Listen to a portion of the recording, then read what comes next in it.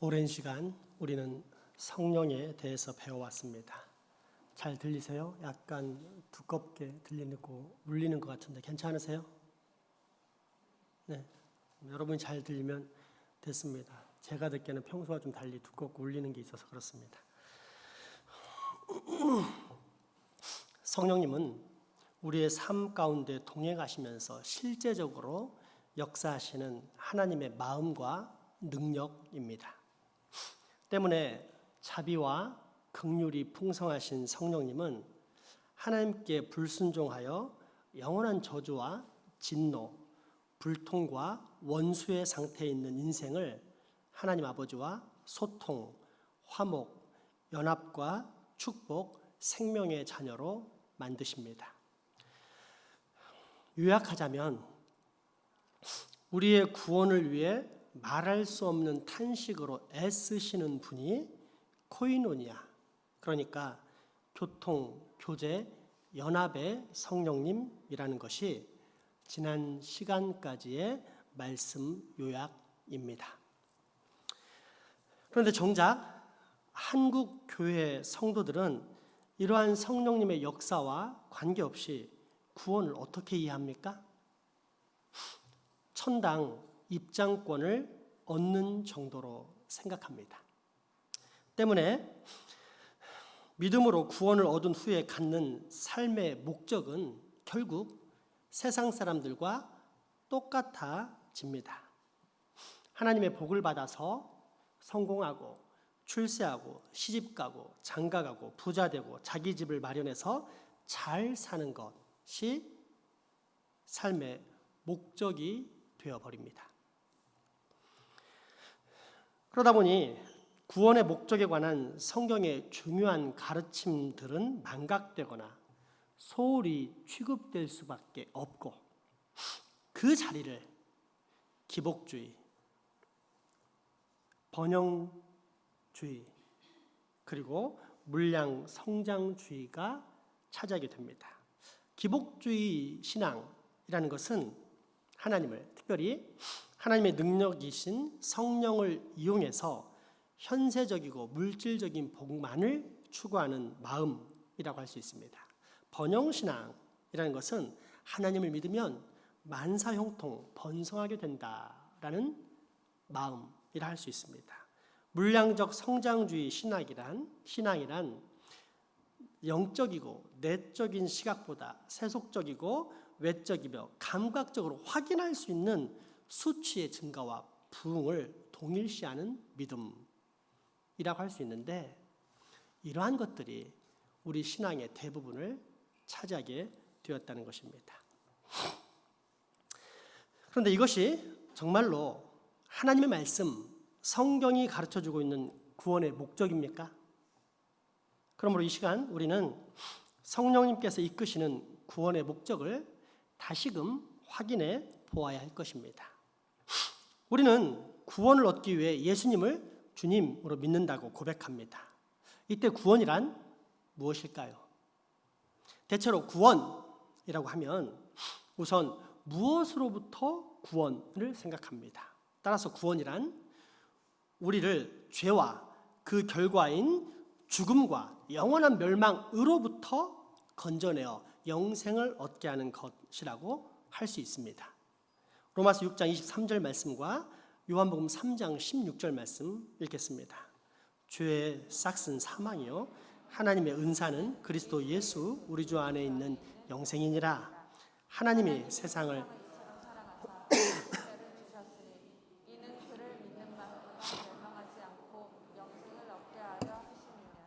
아멘. 근본적으로 이러한 구원관이 중요하다라는 사실은 두말할 나위가 없습니다. 예수님께서는 실제 우리를 죄와 죽음의 법으로부터 구원하십니다. 또한 우리를 율법의 저주로부터도 구원하십니다. 로마서 8장 1절에서 2절 말씀, 갈라디아 3장 13절에서 14절 말씀입니다. 그러므로 이제 그리스도 예수 안에 있는 자에게는 결코 정죄함이 없나니 이는 그리스도 예수 안에 있는 생명의 성령의 법이 죄와 사망의 법에서 너를 해방하였습니다. 그리스도께서 우리를 위하여 저주받은 바 율법의 기록된 바 나무에 달린 자마다 저주 아래 있는 자라 하였습니다. 이는 그리스도 예수 안에서 아브라함의 복이 이방인에게 미치지 않고 그리고 믿음으로 말미암아 성령의 약속을 받게 하려 함이라. 아멘. 아멘.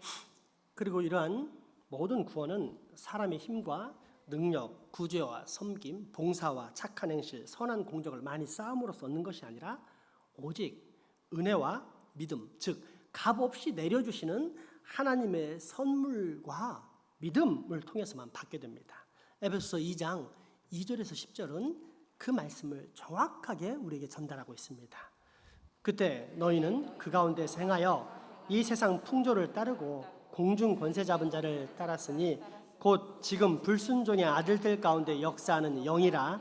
전에는 우리도 다 그 가운데서 우리 육체의 욕심을 따라 지내며 육체와 마음에 원하는 것을 하여 다른 이들과 같이 본질상 진노의 자녀이었더니 긍휼이 풍성하신 하나님이 우리를 사랑하신 그 큰 사랑을 인하여 허물로 죽은 우리를 그리스도와 함께 살리셨고 너희는 은혜로 구원을 받은 것이라.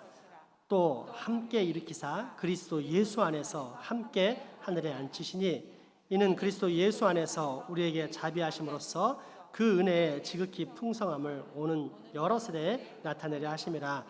너희는 그 은혜에 의하여 믿음으로 말미암아 구원을 받았으니 이것은 너희에게서 난 것이 아니요 하나님의 선물이라. 행위에서 난 것이 아니라 이는 누구든지 자랑하지 못하게 함이라. 우리는 그가 바라시는 반드시 구하라. 그리스도 예전에서 선한 일을 위하여 지으심을 받은 자니 이 일은 하나님이 전에 예비하사 우리로 그 가운데서 행하게 하려 하심이니라. 아멘. 그런데 이러한 놀라운 구원에 대해서 사도 바울과 사도 요한은 요한복음과 바울 서신을 통해 한 걸음 더 나아가 다음과 같이 정의했습니다. 그리고 이것이 바로 오늘 우리가 반드시 살펴보아야 할 주제입니다. 구원이란 우리가 예수 그리스도로 말미암아 영생을 얻고 이 땅에서 날마다 거룩한 성도로서의 삶, 의롭고 경건한 하나님 나라의 백성으로서의 생활, 곧 성화, 거룩하게 변화되어가는 삶을 살아가는 것이다.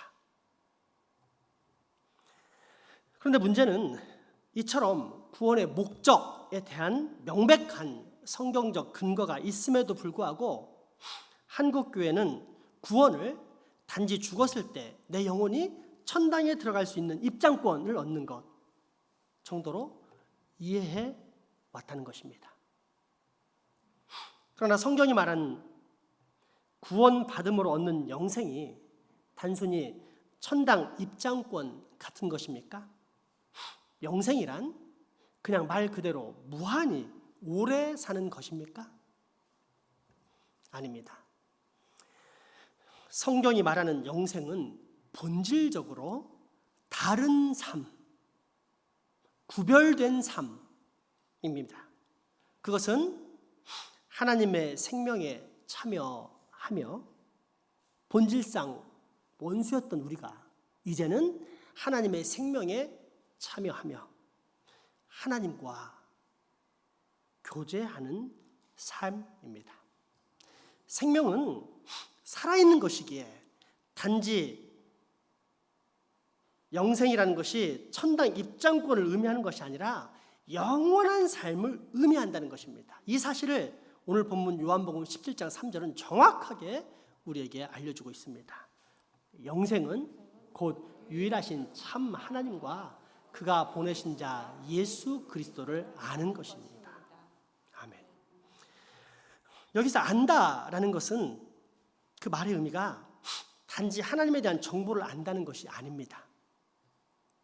학교에서 공부해서 지식을 얻듯이 성경 공부를 통해 하나님에 대한 지식을 쌓거나 또는 인터넷 검색을 통해 정보를 아는 것처럼 하나님에 대한 정보를 수도 없이 많이 습득한다라는 것이 절대 아닙니다. 그것은 인격적으로, 경험적으로 안다는 말입니다. 친구와 친구가 사귀듯 남편과 아내가 결혼해서 서로 알아가듯이 영생이란 참되신 하나님과 사귀어 아는 것입니다. 그래서 하나님께서 보내신 생명, 내게 선물로 주신 그 영원한 생명, 곧 그분의 삶에 영원히 참여하며 사는 삶을 바로 영생이라고 합니다. 이 사실을 요한복음 5장 24절은 다음과 같이 증거하고 있습니다. 내가 진실로 너희에게 이르노니 내 말을 또 나 보내신 이를 믿는 자는 영생을 얻었고 심판에 이르지 아니하나니 사방에서 생명으로 옮겼느니라. 그러므로 영생은 우리가 죽어서 저 천국에서 영원히 사는 삶만을 말하는 것뿐만이 아니라 이 땅에서부터 하나님의 은혜로 하나님의 생명에 참여하며 하나님의 정의와 평화와 사랑으로 살아가는 것을 말합니다.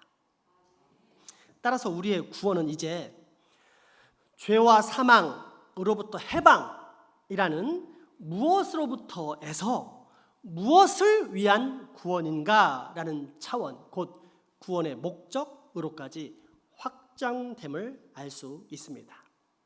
그렇다면 우리가 구원받은 목적은 과연 무엇일까요? 첫째, 개인적인 차원으로서 우리로 하여금 예수 그리스도를 본받는 자가 되게 하는 것입니다.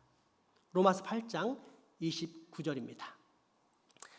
하나님이 미리 아신 자들을 또한 그 아들의 형상을 본받게 하기 위하여 미리 정하셨으니 이는 그로 많은 받아들이 되게 하려 하십니다. 아멘. 더불어 에베소 2장 10절은 그리스도인들에 대하여서 그리스도 예수 안에서 선한 일을 위하여 지으심을 받은 자라고 기록하고 있습니다. 직접 한번 봉독하겠습니다. 우리는 그가 만드신 바라 그리스도 예수 안에서 선한 일을 위하여 지으심을 받은 자니 이는 하나님이 전에 예비하사 우리로 그 가운데서 행하게 하려 하십니다. 아멘. 뿐만 아니라 베드로후서 1장 3, 4절, 에베소 5장 1, 4절은 역시 비슷한 말씀을 하시는데 더 구체적으로 세상의 욕심을 피하여 신성한 성품에 참여하는 자가 되어야 하며 나아가 하나님을 아버지로 모셨으니까 이제는 그 아버지를 본받는 자가 되어야 한다라고 정확히 가르쳐주고 있습니다. 함께 읽겠습니다. 그의 신기한 능력으로 생명과 경건에 속한 모든 것을 우리에게 주셨으니 이는 자기의 영광과 덕으로서 우리를 부르신 이를 알므로 말미암으니라. 이로써 그 보배롭고 지극히 큰 약속을 우리에게 주사 이 약속으로 말미암아 저희가 능력 때문에 세상에서 썩어질 것을 피하여 신성한 성품에 참여하는 자가 되게 하려 하셨느니라. 그러므로 사랑을 받는 자녀같이 너희는 하나님을 본받는 자가 되고 그리스도께서 너희를 사랑하신 것 같이 너희도 사랑 가운데서 행하라. 그는 우리를 위하여 자신을 버리사 향기로운 제물과 희생 제물로 하나님께 드리셨느니라. 음행과 온갖 더러운 것과 탐욕은 너희 중에서 그 이름조차도 부르지 말라.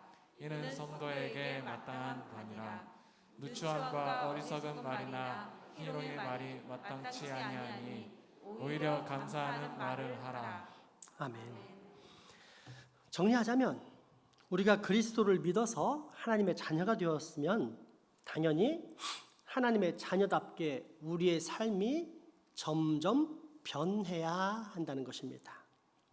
그런데 우리가 유한한 피조물로서 또 죄인으로서 감히 하나님을 볼 수 있겠습니까? 있습니까? 없습니다. 때문에 하나님께서는 친히 이 땅에 사람으로 내려오셨는데 그분이 바로 성자 예수 그리스도, 우리가 눈으로 명확히 볼 수 있도록 성경에 기록된 우리 주 예수 그리스도이십니다. 따라서 만약 우리가 아버지 되신 하나님을 닮고 싶다면 우리 주 예수님을 바라보고 또 따라가면 됩니다. 이런 관점에서 이제 스스로를 바라봅시다. 현재 우리는 얼마나 예수님을 바라보는 삶, 본받는 삶을 살고 있습니까? 주님은 단 한 번도 성경 말씀에서 떠나본 적이 없으십니다. 항상 성경 말씀으로 사탄의 유혹도 세상의 질문도 답변하셨습니다. 당신 자체가 하나님이시지만 스스로 낮추사 성자의 자리에 들어가셨고 거기에서 성경 말씀 곧 성부 하나님의 말씀에 오직 아멘 하고 순종하는 절대적인 겸손을 보이셨습니다. 우리는 어떻습니까? 현재 예수님처럼 하나님의 말씀에 절대 순종하며 또한 그 말씀을 날마다 묵상하며 살고 있습니까?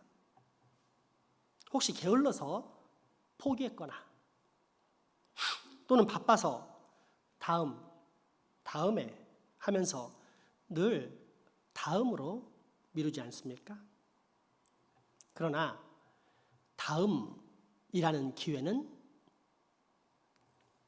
오지 않습니다. 다음에는 또 그 다음이라는 시간으로 미루기 때문에 결국 지나간 시간과 아쉬움만을 경험하는 후회의 삶이 평생 반복될 뿐입니다. 또한 주님은 기도하셨습니다. 늘 기도하심으로 아버지 하나님과 소통하는 삶, 대화하는 삶을 사셨습니다. 십자가 죽음이라는 처절한 수치와 모욕, 고통의 미래 앞에 섰을 때 땀방울이 핏방울이 될 때까지 기도하셨습니다.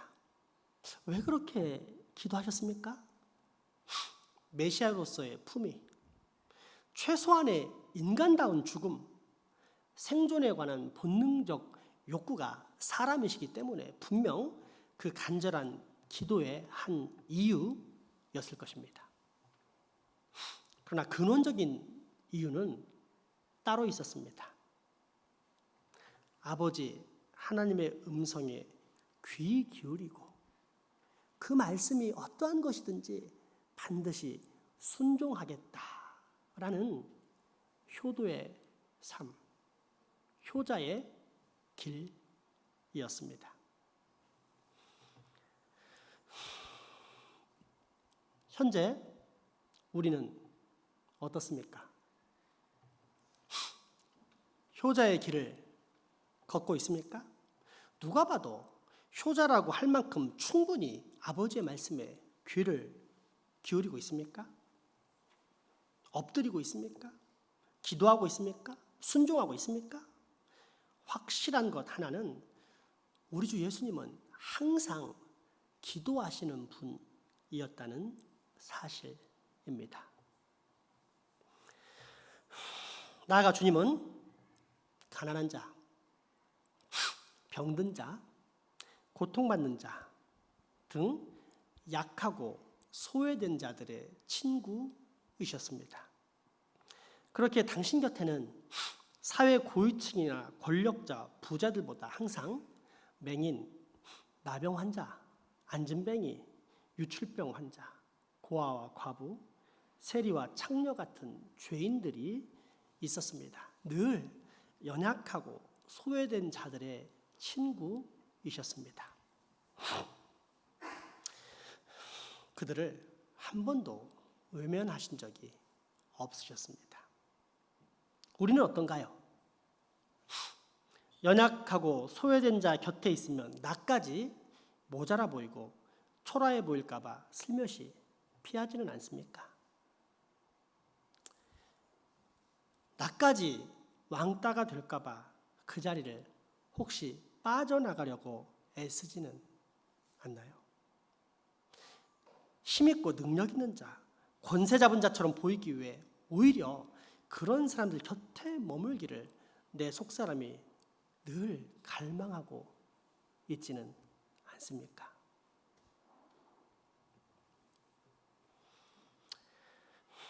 마지막으로 주님은 당신이 가진 모든 예물, 심지어 자신의 몸까지 십자가에서 아버지 하나님께 다 제물로 바치셨습니다. 그래야만 죽어가는 모든 인생들을 살리실 뿐 아니라 이 땅에서 하나님의 나라가 시작되며 또한 확장될 수 있기 때문입니다. 우리는 어떻습니까?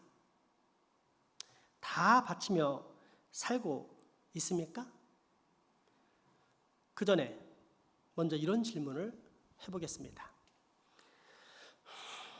우리가 가진 것 중에 혹시 하나님 아버지께로부터 받지 않은 것이 있습니까? 있으면 한번 말씀해 주십시오.